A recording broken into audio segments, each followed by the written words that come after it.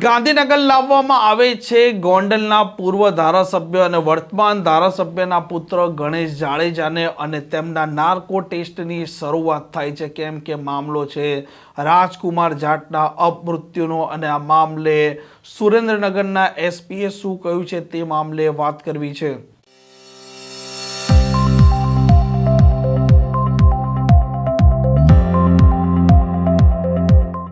નમસ્કાર, આપ જોઈ રહ્યા છો હોટલાઇન ન્યૂઝ અને હું છું આપની સાથે તોફિક ગાંચી। ગોંડલમાં રાજકુમાર જાટનો અપમૃત્યુનો કેસ ખૂબ અટપટો। આ મામલે તેમના પરિવારજનોએ આરોપ લગાવ્યા હતા। ગોંડલના પૂર્વ ધારાસભ્ય જયરાજસિંહ જાડેજાના પુત્ર અને વર્તમાનમાં ગોંડલના જે ધારાસભ્ય છે તેમના પણ પુત્ર ગણેશ જાડેજા પર અને તેમના સાગરીતો પર આ મામલો ગુજરાત હાઈકોર્ટ સુધી પહોંચે છે અને ગુજરાત હાઈકોર્ટ આ મામલે તપાસ સોંપે છે સુરેન્દ્રનગરના પોલીસ વડાને અને તેની તપાસનો ધમધમાટ ચાલી રહ્યો હતો। આ પોલીસ વડાએ રાજકોટની કોર્ટમાં આ નાર્કો ટેસ્ટની મંજૂરી માંગી હતી અને તે મંજૂરી મળ્યા બાદ ગણેશ જાડેજા છે તેમના નાર્કો ટેસ્ટની આજે ગાંધીનગરમાં ફોરેન્સિક લેબ છે ત્યાં શરૂઆત થઈ છે અને તેમને ત્યાં લાવવામાં આવ્યા છે અને સુરેન્દ્રનગરના પોલીસ વડા પ્રેમસુખ ડેલુનું પણ આ મામલે નિવેદન સામે આવ્યું છે।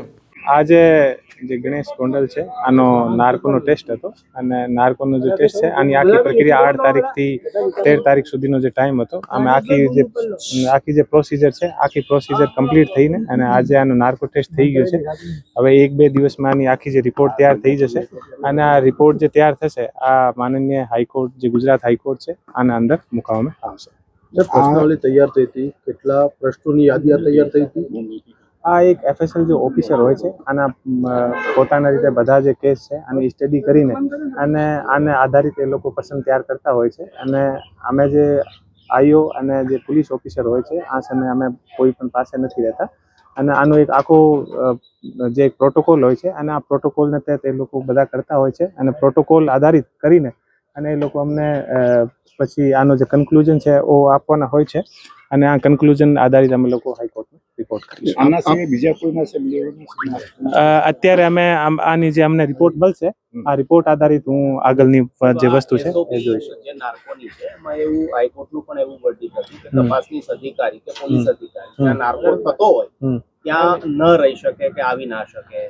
શું આમાં અમે કોઈ પણ જગ્યા હાજર નથી અને અમે અમારું કામ હોય છે આરોપીને લઈને આવવાનું અને આનો જે આઈઓ હોય છે એ આઈઓનું કામ જે એફએસએલના જે ઓફિસર હોય છે આની સાથે ચર્ચા કરવાનું અને ચર્ચા કરીને અને જે આને જરૂરિયાત હોય આ વસ્તુ આપીને અને પછી આનો જે પર્સનલ અલગથી રૂમ હોય છે આના એડવોકેટ હોય છે સાથે એડવોકેટ અને બધા આને ભેગા ઉભા રહે હોય છે અને અમે પોલીસ ઓફિસર ક્યારેય પણ અમે આને પાસે નથી પ્રિમાઇસિસ હોય એમાં જઈ શકે ખરા? જે પ્રિમાઇસિસ હોય એમાં રહી શકે? આરોપીને લઈને અમને આવવું પડે ને। સર, આ કેસની તપાસ આપ સુપરવિઝન કરી રહ્યા છો। શરૂઆતમાં જે સીસીટીવી સામે આવ્યા હતા એમાં પોલીસ તરફથી પણ સીસીટીવી જે ડિક્લેર કરવામાં આવ્યું ચોક્કસ એન્ટ્રીના જ સીસીટીવી હતા, એક્ઝિટના સીસીટીવી એવું નતા। એમાં તમને કઈ તપાસમાં ધ્યાન આવ્યું છે કે રાજકોટ પોલીસે પણ એમાં કઈ ગફલત કરી હોય એવું?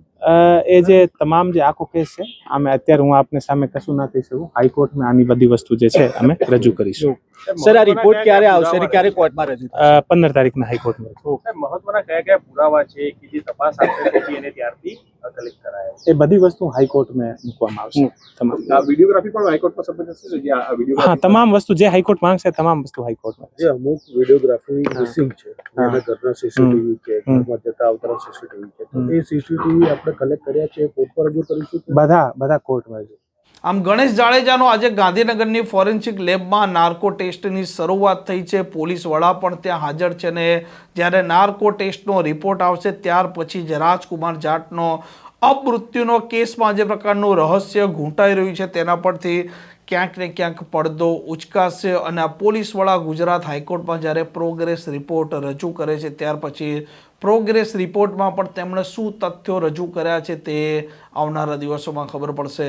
આ પ્રકારના સમાચાર પ્રકારના અહેવાલ માટે હોટલાઇન ન્યૂઝ ચેનલને લાઇક, શેર અને સબસ્ક્રાઇબ કરવાનું ભૂલતા નહીં। નમસ્કાર। આવા પ્રકારના વિડીયો તમને જોવા ગમતા હોય તો હોટલાઇન ન્યૂઝ ચેનલને લાઇક, શેર અને સબસ્ક્રાઇબ કરો।